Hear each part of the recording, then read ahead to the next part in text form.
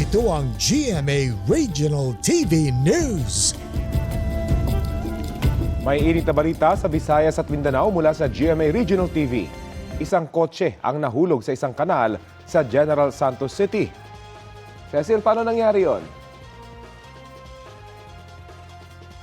Rafi, getaway vehicle sana yon ng shoplifter sa isang convenience store sa Barangay City Heights. Ayon sa pulisya, tumakas ang sospek at dalawa niyang kasama nang hilingin ng gwardya na ma-inspeksyon ang kanilang bag. Yun lang, bumangga ang kotse nila sa concrete barrier at puno hanggang dumiretso sa kanal. Binasag ng mga sakay ang windshield ng sasakyan at nakatakas ang driver at isang kasama. Naabutan naman ng mga pulis at naaresto ang isa pang pasahero.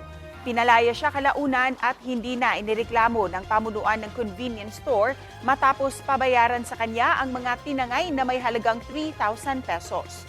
Patuloy namang hinahanap ang driver na posibleng sampahan ng reklamong reckless imprudence resulting in damage to property.